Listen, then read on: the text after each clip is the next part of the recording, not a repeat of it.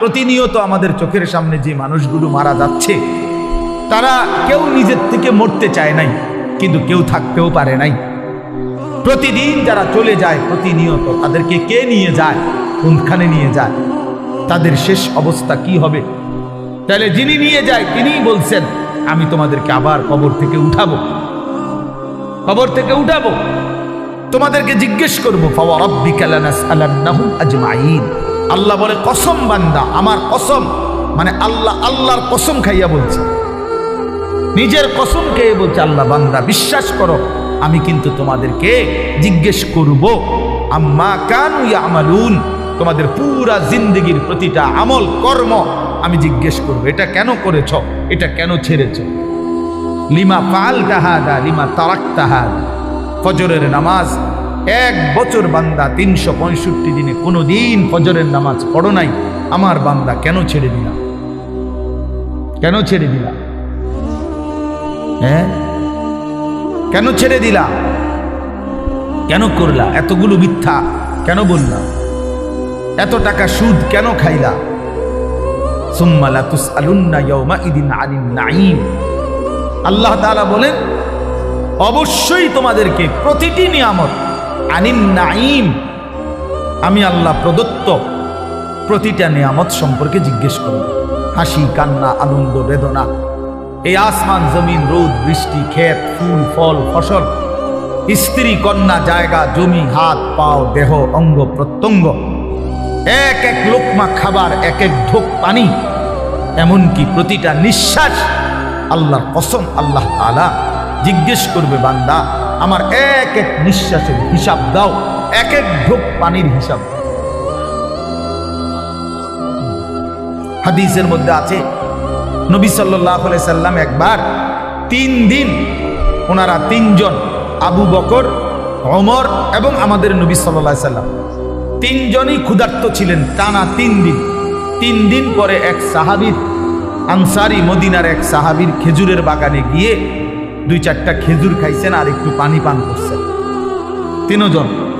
তো নবী সাল্লাল্লাহু আলাইহি সাল্লাম তখন হযরতে ওমর রাদিয়াল্লাহু তাআলা আনহুকে বললেন, ওয়াল্লাহি লা তুসআল আন হাযাল নাঈম। ওমর, আল্লাহর কসম, এই যে খেজুর আর পানি খাইলা, এইটার ব্যাপারে হাসরের দিন তোমাকে আল্লাহ জিজ্ঞেস করবে, ওমর এটুকুর হক কি আদায় করছে? এই আজকের এই 3 দিন ক্ষুধার্ত থাকার পরের এই 1 ঢোক পানি আর এই 2টা খেজুরের হিসাব দিতে হবে। কিতাবে আছে, হযরত ওমর রাদিয়াল্লাহু তাআলা অবাক হয়ে গেছেন, ইয়া রাসূলুল্লাহ, কি বলেন? ক্ষুধার্ত অবস্থায় 3 দিন পরে 2টা খেজুর খাইলাম আর একটু পানি পান করলাম, এটারও হিসাব দিতে হবে? আল্লাহ নবী বলেন, ওয়াল্লাহি লা তুসআল, আল্লাহর কসম হিসাব দিতে, লা তুসআল, জিজ্ঞেস করা। তাহলে এই পর্যন্ত 3 বেলা ভাত খাইছেন কয়দিন? মন মতো পানি পান করছেন কয়দিন? কত আইটেমের ফল ফলাদি খাইছেন কতদিন? বলেন। একটা সময় ছোটবেলায়, আমাদেরও তো মনে আছে, আজ থেকে 30 বছর আগে, 25 বছর আগে, 1 কেজি আঙ্গুর কেউ কোনো ঘরে কিনছে না, 1 পোয়া 1/2 পোয়া আঙ্গুর। অসুস্থ রুগী, আমার তো মনে আছে ছোটবেলায় আমার আব্বাই শুধু দেখতাম মালটা খাইতো, আব্বা অসুস্থ ছিল, আমরা তাকায় তাকায় থাকতাম, 1-8 পিস যদি কখনো দিত আব্বা মায়া করে, তো এতটুকু হইতে পারত নাই, তো স্বাভাবিকভাবে আমাদের জন্য আনছে, এমন ছিল না, এমনই ছিল 30 বছর আগে, এমনই ছিল। আঙ্গুর 100 গ্রাম 200 গ্রাম, হ্যাঁ, হাসপাতালে রুগী, হাসপাতালে, তো ওই রুগীর জন্য পথ্য হিসাবে 100 গ্রাম আঙ্গুর কি নিয়ে গেছে, এমন না? কি বলেন চাচারা? এটা তো ছিল। তাইলে আজকে আলহামদুলিল্লাহ কি পরিমাণ ফল ফলাদি আমাদের বাচ্চারা খাইতেছে, আল্লাহ তাআলা কি পরিমাণ রিজিক দিচ্ছে আমাদের, তো সেই রিজিকের কি কোনো হিসাব নিবে না? কথা বলেন না? তাহলে এই জন্য বাবা, আল্লাহ তাআলার এটা ওয়াদা, আমরা যদি এটা না বুঝি আমাদেরই বোকামি হবে। তোমরা যারা কিশোর তরুণ ছেলে অনেকেই আছো, কোনোভাবেই বুঝতে চাচ্ছ না, তুমি মনেই করো না যে তোমার যে মানুষ, তুমি যে মুসলমান, এবং তোমার যে 14 বছরের পর থেকে তোমরা যারা বালেগ হয়েছ, অর্থাৎ যাদের উপরে গোসল ফরজ হয়েছে, যাদের বীর্যপাত হয়, গোসল ফরজ হয়, সেদিন থেকেই তোমার হিসাব পুরাপুরি 100 তোমার প্রতিটা নিঃশ্বাসের হিসাব উঠতেছে আমল নামার মধ্যে। তাহলে তোমাকে এই বালেগ হওয়ার পর থেকে প্রথম সেকেন্ড থেকে তোমার হিসাব দিতে হবে।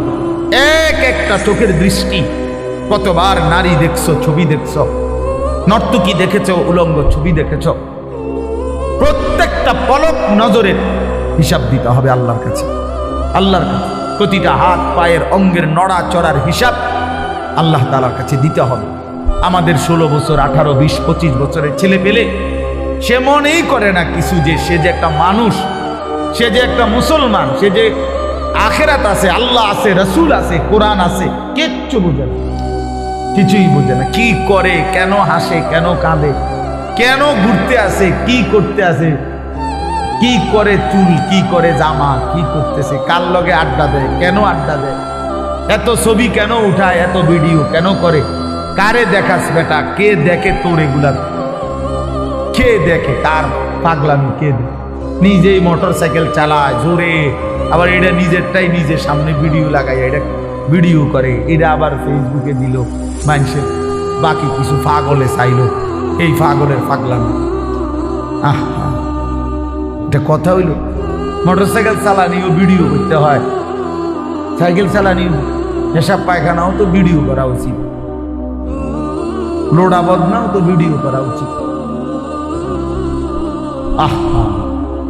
এত ফালতু একজন সুস্থ স্বাভাবিক মানুষের জীবন হতে পারে না, যাকে আল্লাহ তাআলা ন্যূনতম আকল দিয়েছেন। হ্যাঁ, কাউকে আল্লাহ তাআলার যখন লানত হয়, আমি এজন্য প্রায় বলি, কারো উপরে যখন আল্লাহর লানত বর্ষণ হয়, তো আল্লাহ তাআলা তার স্বাভাবিক আকল সরায় দেন।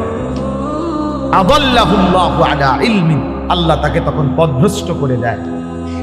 ওয়া খাতামা আলা সামঈহি ওয়া কলবি, আল্লাহ তাআলা তার কানে এবং অন্তরে মোহর মেরে দেয়। ওয়া জাআলা আলা বাসারিহি গিশাওয়া, আল্লাহ তার চোখের সামনে পর্দা ফেলে দেয়।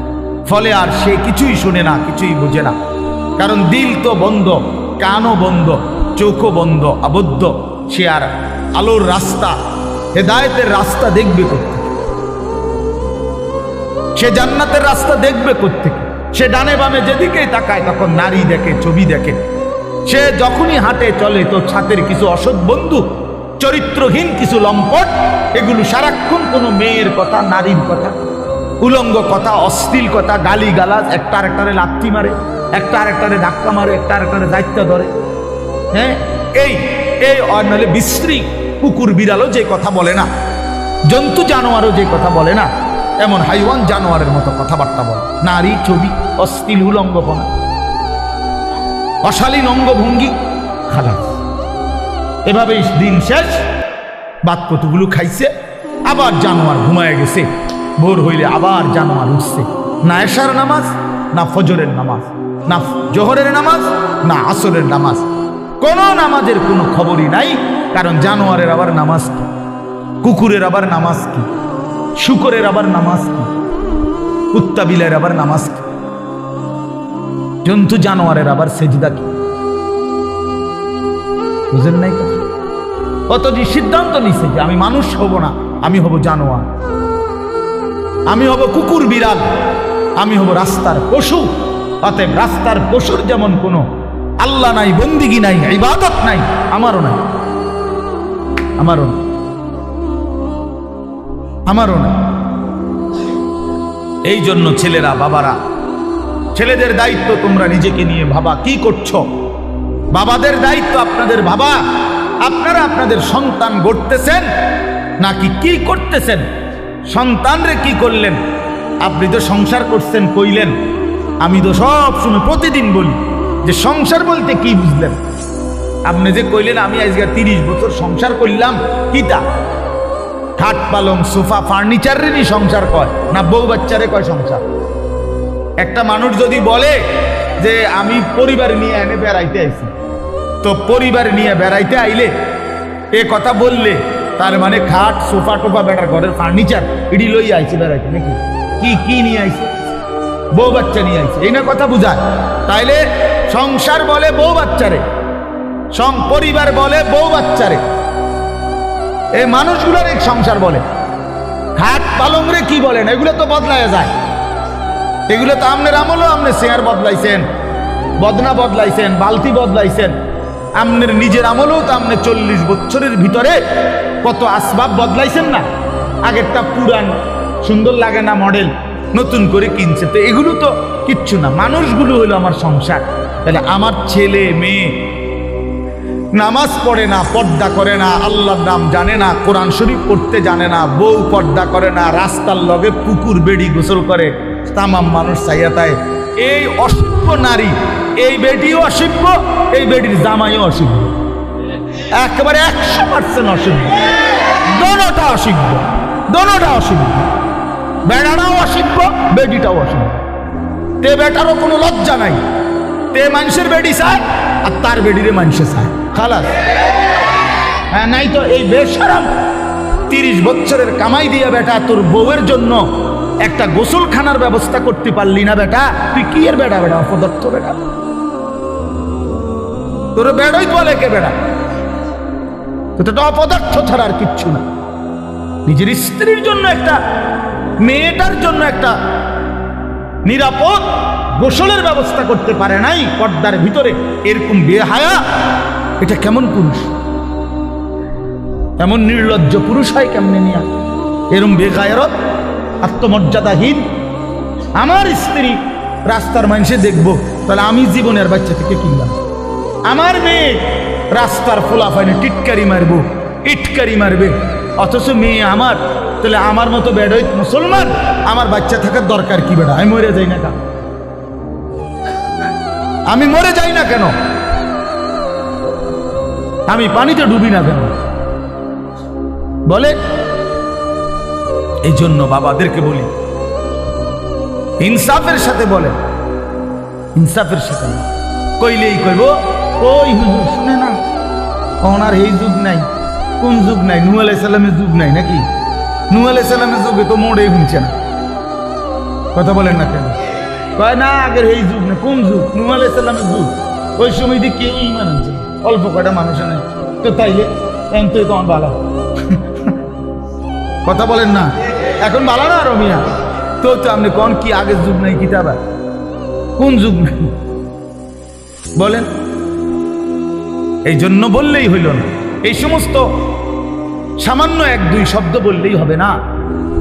কোন নারী যদি, স্ত্রী ছেলে মেয়ে যদি নামাজ না পড়ে, পর্দা না করে, আল্লাহর কোরআন না পড়ে, সেজদা না করে, এরপরে তার প্রতি আমার করণীয় কি, এই ব্যাপারে ইসলামের কোনো দিক নির্দেশনা নাই। তো আপনি হেঁটে জিজ্ঞান না, কথা বুঝেন নাই আমার? যে হুজুর আমি 50 বার বলছি আমার বেডির, আজ যে 2 বছর ধরে আমার বউরে পর্দা করতে বলছি, কথার কথায় কোনোভাবেই আমার বিবি পর্দা করে না। এখন আমি কি করতে পারি? এই ব্যাপারে ইসলামের কোনো নির্দেশনা নাই। তো সেইটা জিজ্ঞাইবেন। এরপরের কামটা কি এটা বলতে আপনি জিজ্ঞাসা করবেন। আমি হুজুর কোনোভাবেই আমার বেটি আমার কথা শুনে না, বউ সে আমারে শুধু বিরক্ত করে অথবা এই কারণে কষ্ট দেয়। তো আপনি তালাক দিবার আগে আপনি আগে জিজ্ঞাসা করেন যে হুজুর আর কোনো উপায় আছে কিনা, আর কোনো ফর্মুলা আছে কিনা ইসলামে? না, কইয়ে লাভ দিয়ে উঠতেই একেবারে 19 থেকে 20 হইলেই একটা ফাল মাইরে 3 তালাক দিয়ে ফেলে, একবার সব 3 তালাক। বেওকুফ বেটা, কথায় কথায় 3 তালাক দিয়ে দাও। আবার আন্দোলন হুজুরদের কাছে গিয়ে, হুজুর বুঝছি না, এই সময় মাথা ঠিক আছিল না, এই সময় মাথা ঠিক ছিল না বলে।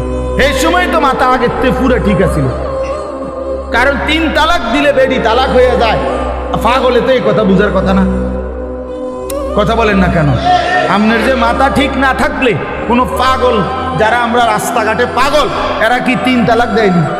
তো তো আপনি কি করলেন? আপনার মাথা ঠিক আছিল, মাথা আগের চাইতে বেশি ঠিক আছে। সে বুঝে, এটা বুঝা শুনেই কইছে যে এই কথা বললে বেটি কি হয়ে যাবে। এটা তো না বুঝার কি আছে? নাহলে এটা বললেন কেন? আপনি 1 তালাক 2 তালাক না বলি 1 সালাক 2 সালাক কইতেন, তাইলে তার তালাক হইল, নাহলে কইলে নাহলে বেডি সালাক, বউ বুদ্ধিমান বলেন। তার মানে আমাদের সমস্যা একটাই, আমরা আখিরাতকে ভুলে গেছি। মূল বিষয় নেই। আখিরাতকে যদি কারো মনে থাকতো, খোদার কসম তাহলে নিজের স্ত্রী, নিজের ছেলে, নিজের মেয়ে এবং নিজেকে ঈমান আমলের উপরে রাখার জন্য কি কি পন্থা, ইসলামে অপারগতার কিছু নাই, হতাশার কিছু নাই, শেষ মিনিট পর্যন্ত আর কি করা যায় এ ব্যাপারে ধারাবাহিক নির্দেশনা আল্লাহর কোরআনেও আছে, আমাদের রসুলের জিন্দেগির মধ্যেও আছে। ইসলাম তো একটি পরিপূর্ণ বিধান, কথা বলেন না? ইসলাম কমপ্লিট কি না বলেন? তাহলে যদি পূর্ণ বিধান হয় তাহলে এমন একটা জায়গা তাইয়া হুজুর আমি আটকাইয়া গেছি যে এইখান থেকে আইসা এবারে আর ইসলামের কোনো হুকুম নাই, এমন হইলে তো এটা পরিপূর্ণ বিধান হইল। আপনি যদি বলেন যে হুজুর আমি 10 বছর বুঝাইছি পুতেরে, সে কোনোভাবেই নামাজ পড়ে না, হালাল খায় না, এখন আর ইসলামের কাছেও 10 বছর পরে কি করণীয় আর কিছু নাই ইসলামের মধ্যে, কাজে কোরআনেও কিচ্ছু নাই, হাদিসেও এ ব্যাপারে কোনো কথা নাই, মানে আমি কি করতে পারি এজন্য ছেড়ে দিছি, তাহলে এ কথা বললে আপনার ঈমান থাকবে নি? কথা বলেন, ঈমান থাকবে নি? কারণ ইসলাম তো একটি পরিপূর্ণ বিধান, কিয়ামত পর্যন্তের জন্য বিধান। তাহলে পৃথিবীর শেষ ইসরাফিল ফু দিলেও যদি কোনো প্রশ্ন আসে, কোনো বিষয় আসে, সেটার সমাধানও আল্লাহর কোরআনে আছে, রসুলের জিন্দেগিতে আছে। যে কথা বলার কোনো সুযোগ নাই বাবা, একজনই বুঝে। আপনি একজনের বললাম, মনে করেন আমি একজনও যদি বুঝেন আমি স্বার্থ। আমি ব্যক্তিগতভাবে কোনো সময় সংখ্যার কাঙ্গালি করি না, এটা সবাই জানে, আগের থেকেই আমার এই তবিয়ত। অর্থাৎ কয়জন এটা নিয়ে আমার কোনো সময় কোনো মাথা ব্যথা নাই, আমি বলতে থাকি আজকে 21 বছর আমার এই জিন্দেগি, আলহামদুলিল্লাহ। অর্থাৎ বলতে থাকা দরকার আমার। কয়জন? একজন শুনুক আর 1 লাখ শুনুক, খালাস, শুনছে তো শুনছে। তা আমি ধরে নিলাম যে আমি একজনকেই বললাম। এক ভাই তার ফিকির আসলো নিজের পরিবর্তন, স্ত্রী সন্তানের পরিবর্তন। প্রিয় বাপ, প্রিয় ভাই, এটা এই এক কথাটাই মনে রাখেন, নিজের সংশোধন, নিজের স্ত্রী সন্তানের সংশোধন, ঈমান আমল, আখিরাত, স্ত্রী বউ বাচ্চা এবং নিজের অজু গোসল নামাজ রোজা, হালাল হারাম পাক না পাক, খোদার কসম এইটা নজর রাখা, এটাকে 1 নাম্বার প্রায়োরিটি, প্রাধান্য দেওয়া, এটাই মোমেনের পরিচয়, এটাই মোমেনের ডিউটি। আমার বউ বাচ্চার নামাজ আগে, বাদ পরে। আমার বউ বাচ্চার পর্দা আগে, এরপরে দুনিয়া। মনে করেন আমার বেরিয়ে আমার বউয়ের লগে থাকা যদি বালতিটা কিনতো ভালো হইতো, ভালো চয়েস করতে পারতো, আমি মনে করলাম, কিন্তু পর্দার খেলাফ হবে, দরকার নাই, বালতি একটু কম সুন্দর হোক, তারপরও বিবির পর্দা হেফাজত। তার মানে মোমেনের ফিকির থাকবে আগে কি দিন, আগে কি বলেন না, আগে দিন, আগে দিন। ছেড়ে দিছেন আপনারা, যার কারণে ছেলে পেলে লাওয়ারিসের মতো হয়ে গেছে। আহা, মুসলমান ছেলে বাপ মার পরিচয় ভুলে গেছে। কিসের বাপ মা? যার চুল বেঈমানের মতো, তার আবার বাপ মা কিসের? বলেন, একটা ছেলেকে জিজ্ঞেস করেন, এই যে ছেলে তোমরা বলো বাবা, তোমার কে তোমার বাবা? তোমার বাবা মুসলমান না ইহুদি? বলো তুমি। তাইলে তুমি এই চুল রাখলা কেন? বলো, কোন জানোয়ারের চুল রাখলা? কোন বেঈমানের চুল রাখলা? কোন কাফেরের চুল রাখলা? বলো, বলো, বেটকি দিয়ে উড়ায় দাও একটা কথা বললেই। হ্যাঁ বলো, কার চুল রাখছো? তোমার বাবা মুসলমান, তো তুমি বেঈমান পছন্দ হইল কেন? কাফের বেঈমান তোমার পছন্দ হইল কেন? বলেন। মূল কথা হইল পারিবারিক কোনো বন্ধন নাই, বাবা মার এই ফিকিরে নাই যে আমার ছেলে মেয়ের ঈমান আমল হইল আমার দায়িত্ব, এইটা বুঝেই না। মনে করে ভাত তরকারি, মনে করে বাজার সদাই, আমি কামাই করে দিছি, খালাস। না রে বাবা, এটা কথা না। আমরা মুসলমান, আমাদের প্রথম ডিউটি আমার নিজের ঈমান আমল, আমার ডিউটি, দ্বিতীয় ডিউটি আমার স্ত্রী সন্তানের ঈমান আমল। কু আনফুসাকুম, এই 1 নাম্বার। 2 নাম্বার, ওয়া আহলিকুম, পরিবারকে বাঁচাও। প্রথমে নিজেকে বাঁচাও জাহান্নাম থেকে, 2 নাম্বারে পরিবারকে বাঁচাও জাহান্নাম থেকে, 3 নাম্বার ওয়া আনদির আশিরাতাকাল আকরাবিন, আল্লাহ বলছে নিজের আত্মীয় স্বজন, নিকট আত্মীয় যারা, তাদেরকে বাঁচাও জাহান্নাম থেকে। 4 নাম্বার লিতুনদিরা উম্মাল কুরা ওয়া মান হাওলাহা, নিজ এলাকা যেটুকু, এই এলাকা এবং তার আশপাশের মানুষদেরকে আল্লাহর ভয়, আখিরাতের ভয় দেখাও। এই 4 নাম্বার। 5 নাম্বার, কুনতুম খায়রা উম্মাতিন উখরিজাত লিন-নাস তা'মুরুনা বিল মা'রুফ ওয়া তানহাউনা আনিল মুনকার। এবার চেষ্টা করো সারা পৃথিবীর বিশ্ব মানবতাকে, সমস্ত মানুষকে আল্লাহর দিকে ফেরাবার চেষ্টা করো। খালাস, ইসলামের এই 5টা আমার দায়িত্ব বন্টন করে দিয়েছে কোরআন। 5টাই কোরআনের আয়াত। 1 নাম্বার নিজেকে বাঁচাও, 2 নাম্বার বউ বাচ্চাকে বাঁচাও, 3 নাম্বার আত্মীয় স্বজনকে বাঁচাও, 4 নাম্বারে নিজ গ্রাম মহল্লা এবং আশপাশের মানুষকে বাঁচাও, 5 নাম্বার সারা পৃথিবীর মানুষের ফিকির করো, সারা পৃথিবীকে বাঁচাবার চেষ্টা করো, সারা উম্মতে মুসলিমাকে বাঁচাবার চেষ্টা করো। আল্লাহ নবী সাল্লাল্লাহু আলাইহি সাল্লাম ফজরের নামাজের ওয়াক্ত হলে মা ফাতেমার ঘরে মেয়ে ওনার ঘরের কামরায় গিয়ে ওনারে উঠাইতেন। ফজরের ওয়াক্ত নবী সাল্লাল্লাহু আলাইহি সাল্লামের চাচা আব্বাস ওনারে গিয়ে উঠাইতেন। নবীজির ফুফি সাফিয়া, ফুফু আর কি, ফুফু ওনারে গিয়ে উঠাইতেন আর ডাক দিয়ে বলতেন, আনকিজি নাফসাকে মিনান নার, হে চাচা, হে ফুফি, জাহান্নামের আগুন থেকে নিজেকে বাঁচান। ফাইন্নী লা উগনি আনকে মিনাল্লাহি শাইআ, বলতেন ফুফু, চাচা, আল্লাহর কসম। মেয়ে ফাতেমাকে বলতেন, ফাতেমা, আমি তোমারে মুহাম্মদের মেয়ে বললে, মুহাম্মদের চাচা এ কথা বললে, মুহাম্মদের ফুফু বললে আমি হাসরের ময়দানে কোনো উপকার করতে পারব না। নিজের ঈমান, নিজের সেজদা, নিজের তাকওয়া এটা দেখাইয়া হাসরের ময়দানে মুক্তি নিতে। মুহাম্মদের স্বাস্থ্য ভাই কইলে হইতো না, নবী পাকের মেয়ে বললে হবে না, নবী পাকের চাচা বললে হবে না। নবীজির চাচা বললে যদি জাহান্নামের মুক্তি পাওয়া যায় তো আবু তালেব, আবু লাহাব, আবু জাহেল, আবু লাহাব তারাও তো বলবে আমি তো চাচা। কথা বলেন না কেন? তাইলে তখন কি হবে? এজন্য নবী বলছেন না না, আত্মীয়তার পরিচয় হবে না, ঈমান আমলের পরিচয়। ফাইযা নুফিখা ফিস-সূর ফালা আনসাবা বাইনাহুম ইয়াওমাইযিন, আল্লাহ বলেন হাসরের মাঠ যখন কায়েম হবে কেউ কাউকে কোনো আত্মীয়তার নসব মানে কি? আত্মীয়তা, বংশের কোনো পরিচয় হবে না। ওয়ালা ইয়াতাসাআলুন, কেউ কাউকে ভালো মন্দ জিজ্ঞেসও করবে না। ভাইজান কোনো কষ্ট হইতেছে কিনা চাচা, বসতে কোনো অসুবিধা হইতেছে? না না, এখানে কথা কই না, হাসরের ময়দানে। বুঝেন নাই? এখন না আমরা জিগাই যে ভাই সাহেব কোনো একটু আরামসে বসেন বা ওনার একটা চেয়ার দেন, ঠিক আছে না চাচা যান মুরব্বী, ওনার একটু আগে বাইর হইতে দেন, ওনার আমরা এরকম বলি কি না বলে? তো আল্লাহ তাআলা বলেন কিয়ামতের দিন ওয়ালা ইয়াতাসাআলুন, কেউ কাউকে একটি শব্দ জিজ্ঞেস করবে না যে কষ্ট হচ্ছে কিনা। না না, লিকুল্লি ইমরিইম মিনহুম ইয়াওমাইদিন শা'নুন ইউগনি, আল্লাহ বলেন প্রত্যেকেই নিজেকে নিয়েই ব্যস্ত থাকবে।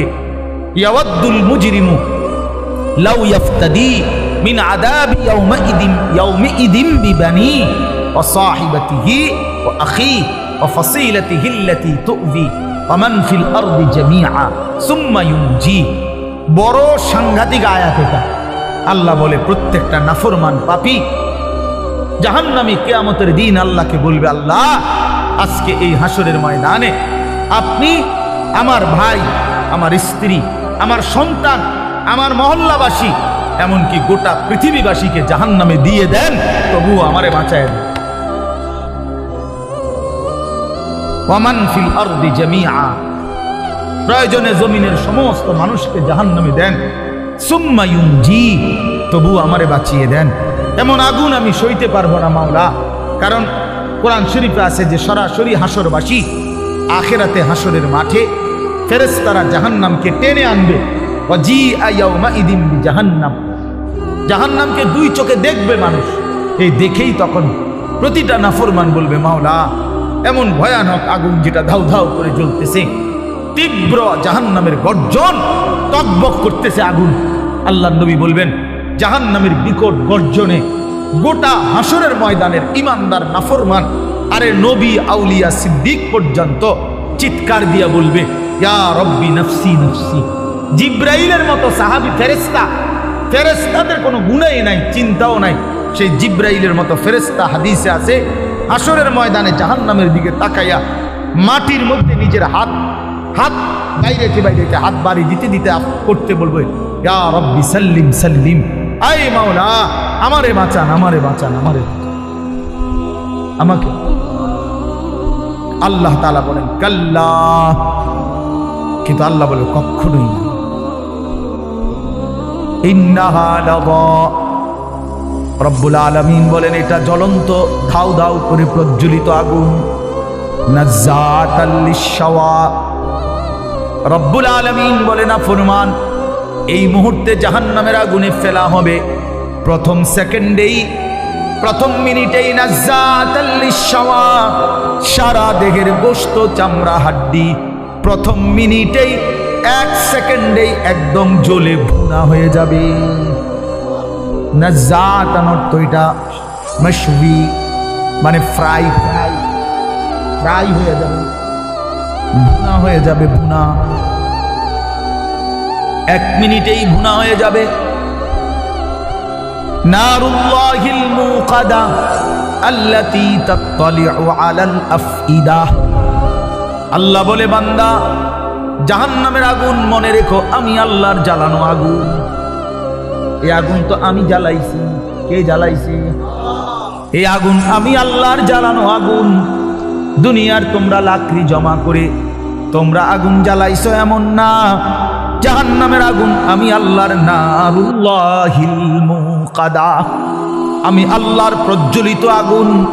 অতএব আমার এই আগুনে যখন ফেলা হবে, আল্লাতী তাত্তালিউ আলাল আফইদা, দুনিয়ার আগুন যখন কারো দেহের মধ্যে লাগে, ছুটাছুটি করে কিংবা পানি দিয়ে যে কোনোভাবে যদি রক্ষা করা যায়, তাইলে হয়তো হাত পুড়ে গেছে বাকিটা বাইচা গেছে, পাও পুড়ে গেছে বাকিটা বাইচা গেছে, এমন হয় কিনা?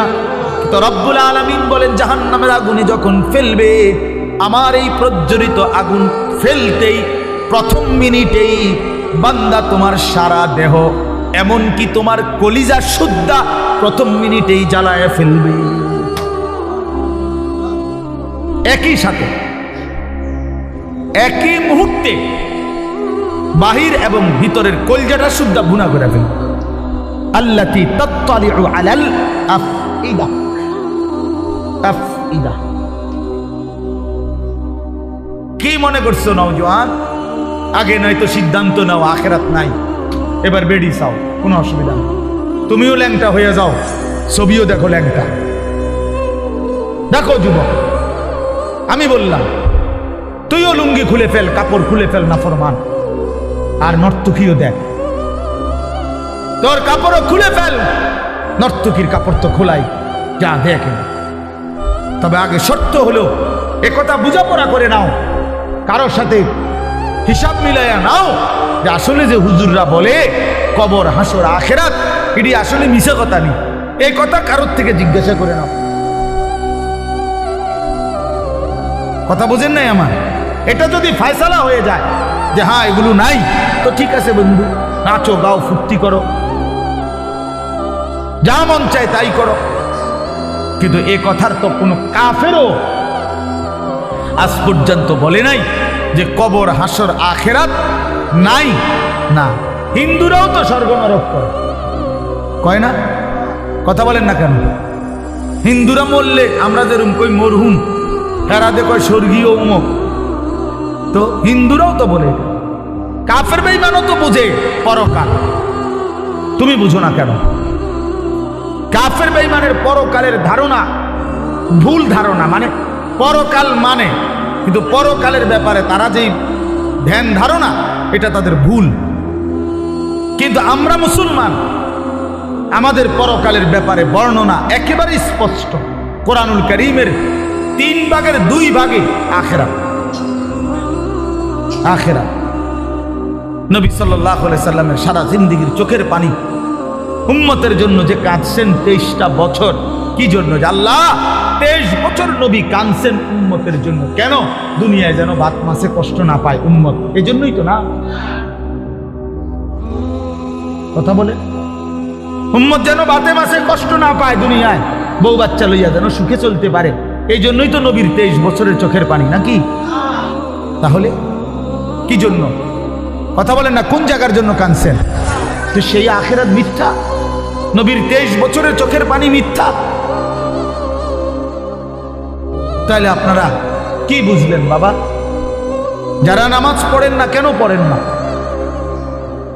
কি বুঝছে? মানে আমার লোক, আমার কথা হলো, আমার এটা মাঝে বুঝতে মন চায়, জানতে মন চায় যে একটা যুক্তি তো থাকবে যে হুজুর আপনি যত কথাই কন এটা এটা হইতো না, আমি এটা বুঝছি, আপনার নাম ওজন হইলো আমি বুঝছি, তো এইটা আমারে বুঝাই কর না। আচ্ছা আমরা শুনি, কি দৃষ্টিতে তুমি বুঝলা আখেরাত নাই, পরকাল নাই, এই পাপের কোনো বিচার হবে না, এটা কেমনে বুঝলা? একটা যুক্তি তো থাকবে মানুষের। এই জন্য দয়া করে ভাবতে শিখে। আমি আমার সবটুকু দিয়ে বলতে, আমি আজীবন চেষ্টা করছি আমার এই ছোট্ট জীবনটা বলতে বলতে আজ আর শরীর অনেক কাহিল হয়ে গেছে, ব্যস্ততা অনেক বাড়ছে, কিন্তু শরীর কি হয়ে গেছে?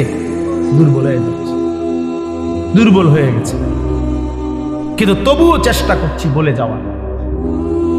অর্থ হইলে কথা বলা বাবা, আখেরাত সত্য, কবর সত্য, হাসর সত্য। প্রিয় বন্ধু, নষ্ট হইও না, ছেলেরা নষ্ট হইও না বাপ। পচে যাওয়া জিনিস কেউ গ্রহণ করে না, বখাটেকে দুশ্চরিত্রকে কেউ পছন্দ করে না, লম্পট চরিত্রহীন, নারী লুভী, জিনা বেবিচার, অসভ্যতা, মদ জুয়া আসক্ত এমন অপদার্থ জানোয়ারকে কেউ পছন্দ করে না। তারে কুকুরের সাথেই মানায়, মানুষের সাথে মানায় না। বেনামাজিকে জানোয়ারের সাথেই মানায়, ইমানদার মুসলমানের সাথে মানায় না, মানায়। হ্যাঁ, এজন্য এটা জরুরি বিষয়, এটা বুঝার বিষয়। কেন আমি নামাজ পড়ব না? কেন আমি হালাল খাবো না? 30 বছর ধরে যারা সুদ খাইতেছেন, এই বাবা সংসারের অভাব পূরণ হয়েছে তো? বলেন না কেন? হ্যাঁ, 30 বছর ধরে যেই বাটপারে ওজনে কম দেয়, এই বাটপার জিজ্ঞাসা করেন না যে বাটপার তোর এই 30 বছর ধরে যে কাস্টমার ঠগাস, তোর অভাব গেছি না? যাবে কোনোদিন? তো তো লাভ হইল কি? কিরে এত সিটারি করে কাম তো লাভ হইল না, সিটারি যা করলা, কই সংসারের অভাব তো গেল না, কিস্তি তো শেষ হয় না, কিস্তি তো শেষ হয় না, প্রয়োজন তো শেষ হয় না। কই কিস্তি ইনকাম করে 90,000, কিস্তি চলে 6 লাখ। হ্যাঁ, কথা বলেন না কেন? কিস্তি কারণটা কি? বেডারে দিয়েও কিস্তি লইছে, বেডিরে দিয়েও কিস্তি লইছে, পুতের বউরে দিয়েও কিস্তি লইছে, নাতিরে দিয়েও কিস্তি লইছে। সংসারের সবগুলো হারাম কর, বউ হারাম কর, স্ত্রীও হারাম কর, পুতের বউ হারাম কর, প্রত্যেক কিস্তি যে লইছে তো হারাম কর। কথা বলেন না কেন? হ্যাঁ, মাতেন না কেন? নাইরে আপনি পাল্টা জবাব দেন। হ্যাঁ কোন, আমি শুনি, তর্ক করে। কিস্তি মানে তো হারাম, সুদ মানে তো হারাম, সুদ মানে তো হারাম। তো বলে হুজুর না খাইয়া মরে যাবো নি? হ্যাঁ মরে যাবেন, মরলে কি শরম নেই? কোনো মানুষ মারা গেলে এটা কি বেজ্জতি নেই যে ছি ছি ছি জীবনে কেউ মরল না, হায় হায় নি, আস্তাগফিরুল্লাহ আস্তাগফিরুল্লাহ, এরকম শরমের কথা লোকটা মুখে গেল। বলে বলেন মরে যাওয়া কোনো শরম? তো মরে যাবে, অসুবিধা কি? আমারও তো অনেক সময় অনেকে বলে যে হুজুরে না খাইয়া কি মরে? হ্যাঁ মরে যাবেন, আমরা অসুবিধা কি?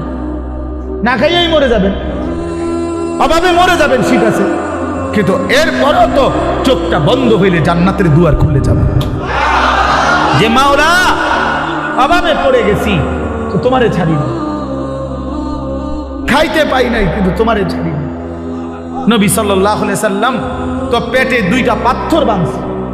আপনারা আমাদের কার হালাত এমন হয়েছে ক্ষুধার কষ্টে?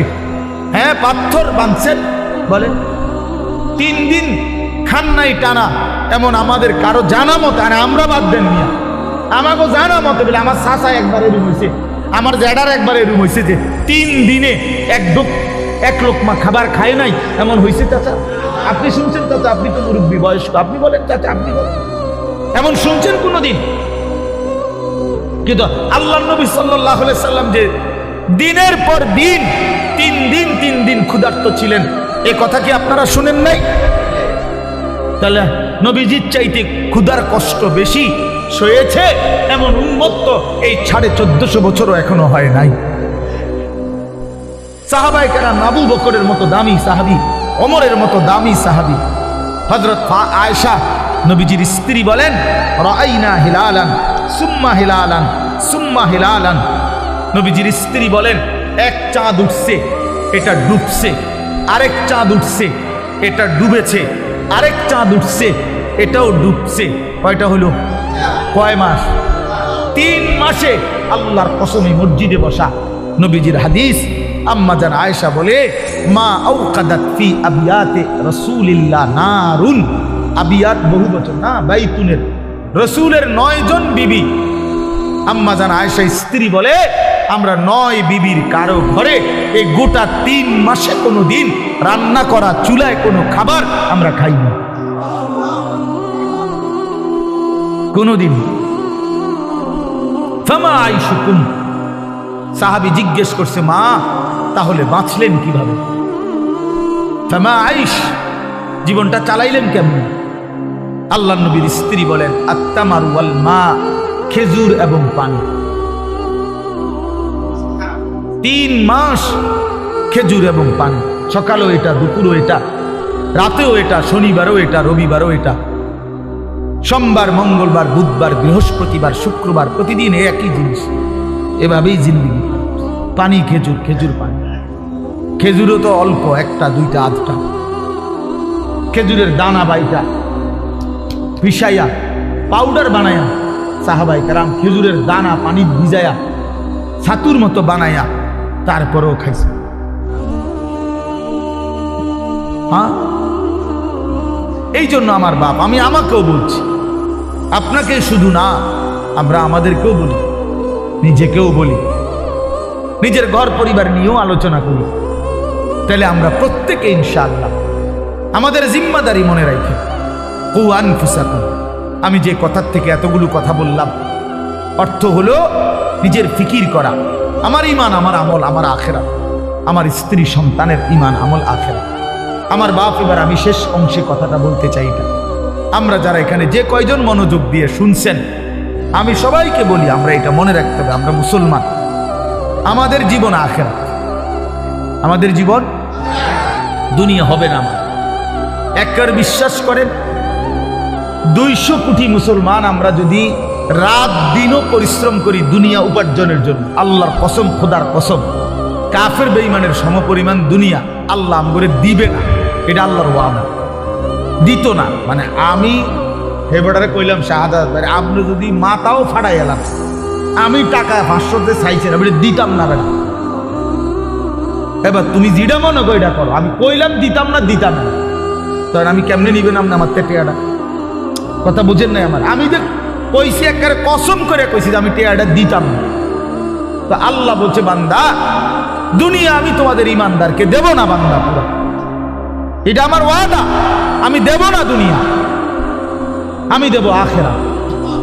আখেরাতে আল্লাহ বলছে, বান্দা, দুনিয়া আমি তোমার প্রয়োজন মাফিক দিচ্ছি, আর কাফেরকে দুনিয়া বেশি দিলাম, তবে আখেরাতে পুরাটা তোমাদের ইমানদারদের জন্যই বরাদ্দ রাখলাম, বেঈমানকে এক ঢোক পানিও পান করতে দেব না, এক ঢোক পানি। চোখটা বন্ধ হইলে কোনো বেঈমান আর এক ঢোক পানি পাবে না, এক লোকমা খাবার আর কোনোদিন মিলবে না। লা ইফাত্তারু আনহুম ওয়া হুম ফীহি মুবলিসুন। আল্লাহ বলে, জাহান্নামী জাহান্নামের আগুনে 1 সেকেন্ডের জন্য বিরতি পাবে না। লা ইফাত্তারু, বিরতি হবে না। কি ভাই, তাহলে আপনি কি লেগে লাফালাফি করতেছেন? আমরা কেন এরকম পাগল হয়ে গেলাম? পারতেন না তো? দুনিয়া আমরা বেঈমানদের সমপরিমাণ হবে না, এটা আল্লাহর ওয়াদা, আল্লাহর ওয়াদা। তো যার হাতে সব, তিনি বলতেছেন আমি তোমারে দিতাম না, আপনি কীর্তন কারাকারি করেন কেন? এই সাফাসাফিটা করতেছেন, উনি কইলো দিত না, বলেন বলেন। একজন ফুট বিদেশ পাড়াইয়া আমরা এখানে বিরাট কিছু করে লাগবেন, কিতা এ ঘুরে ঘেরে ফাঙ্গাসার তেলাপিয়ারি আমরা জানি না। আর কিতা যার ফুট ইটালি এবার কিতা খায়? হ্যাঁ, যার 3 ফুট বিদেশ এবার কি খায়? হ্যাঁ কি খায়? দৈন্যতা করলা, দুন্দুল ফুলকপি আর পাতা কপি, পারবের মুরকা আর কক মুরকা আর কি তো খান আপনি? আপনি কি বাঘের গোস্ত খান নাকি? কা খাইবেন না আপনি? ফুড ইটালি আপনি কি লেগে হুদা মুরগের গোস্ত খাবেন? এটি তো আমরা আঙ্গাল কাঙ্গাল রাই খাই। আপনি তো প্রতিবেলা সিংহের গোস্ত খাওয়া দরকার। আপনি 3 ফুট বিদেশ। কই দুনিয়া কি ভোগ করছি আমরা? এই সামান্যটুকু দুনিয়া, 3 বেলাও তো আমরা ঠিক মতো সামান্য কুদুর খাবার খাই। এইটুকুর জন্য আখেরাত ছেড়ে দিলেন। একটা অটো ড্রাইভারের সারাদিন ইনকাম কত? সব যাইয়া তুইয়া 300 টাকাও তো থাকে না। এই 300 টাকার জন্য আল্লাহকে ছেড়ে দিলেন। একটা সিএনজি ড্রাইভারের ইনকাম কত? সারাদিনে 700-800 টাকাও তো থাকে না। সব মালিক জমা, গ্যাস, এরপরে রাস্তার যে খরচ, ওই যে জায়গায় জায়গায় টাকা দিতে হয় না, জিবি না কি কয় দিবে, এগুলো দিয়া ঠিয়া 700-800 টাকাও তো থাকে না। তো 700-800 টাকার জন্য মহান আল্লাহকে ছেড়ে দিলেন। 5 ওয়াক্ত নামাজ ছেড়ে দিলেন। 300 টাকার জন্য 1 ওয়াক্ত নামাজ পড়তে পারলেন না। 700 টাকা মিলাইতে গিয়ে 1 ওয়াক্ত নামাজ পড়লেন না। হায় হায় নাফরমান, কত বড় নাফরমান। একটা চা দোকানদার, তার ডেইলি ইনকাম কত? 30,000। কথা বলে না? হ্যাঁ, তাহলে বড় জোর 500 টাকা। তো বড় জোর 500 টাকা বেটা নাফরমান, 500 টাকার জন্য আল্লাহকে ছেড়ে দিলি। 1 ওয়াক্ত নামাজও পড়লে না। ছি ছি ছি ছি। তোমরা যুবকরা বলো বাবা, 12,000 টাকার একটা মোবাইলের জন্য আল্লাহকে বাদ দিয়ে দিলাম। কিছুক্ষণের এই নারী ছবি, বন্ধুদের এই আড্ডার জন্য এত বড় মহান আল্লাহ যে তোমাকে খাওয়ায় পড়ায় লালন পালন করে, তাকে বাদ দিয়ে দিলা বাবা। ইনসাফ না এটা। অতএব আমাদের কথা এটাই, আমাদের জিন্দিগি আখিরাত। আমাদের জীবন কি? আমাদের প্রস্তুতি কিসের জন্যে? আমাদের সারাটা দিন রাত কিসের জন্যে? কোরআন শরীফে আছে, আল্লাহ বলছেন অহুয়াল্লাযী জাআলা আল-লাইলা ওয়ান-নাহারা খিলফাতান লিমান আরাদা আন ইয়াযাক্কারা আও আরাদা শুকুরা। আল্লাহ বলেন, আল্লাহই রাত বানান, দিন বানান, প্রতিদিন এবং রাত এবং দিন এনে থাকেন পর্যায়ক্রমে। খিলফাতান বাই সিরিয়াল, একবার রাত একবার দিন, একবার রাত একবার দিন। কেন বানায়? আল্লাহ নিজে বলতেছেন, আমি রাত এবং দিন বানাই লিমান আরাদা আন ইয়াযাক্কারা, যারা যারা আমি আল্লাহকে স্মরণ করতে চায়, আমার ইবাদত করতে চায়, আমি তাদের জন্য রাত দিন বানাই। হ্যাঁ, আমার বান্দা যদি রাত না হয়, মাগরিব পড়বে কেমনে? আমবে কেমনে? ফজরের নামাজ পড়বে কেমনে? আমার বান্দা সারা দিনের পরিশ্রমের জন্য বিশ্রাম করবে কেমনে? এই জন্য আমি রাত বানাইলাম। আমি যদি দিন না বানাই, তো আমার বান্দা ফজর পড়বে কেমনে? জোহর পড়বে কেমনে? আসর পড়বে কেমনে? হালাল উপার্জন কেমনে করবে? এই জন্য আমি দিন বানাই। তো আল্লাহ তাআলা বলেন, সেজদার জন্য, আমার হুকুম মানার জন্য আমি রাত বানিয়ে থাকি, দিন বানিয়ে থাকি। কোনো সিটার বাটপার, কোনো মদখোর ঘুষখোর, কোনো নারী লুবি, কোনো মোবাইলের অসভ্য উলঙ্গ ছবি দেখে নেওয়ালা নাফরমান, তোদের জন্য, তোদের বেঈমান নাফরমানদের জন্য রাত হয় না, দিন হয় না। রাত দিন হয় ইমানদারের সেজদার জন্য। এই জন্য বাটপার সিটারগুলো, লম্পট দুশ্চরিত্রগুলো, সুদখোর হারামখোরগুলো এই নামাজি ইমানদার বান্দাদের উসিলায় বাকিগুলা বাদ খায়। এদের বরকত, এদের বরকত।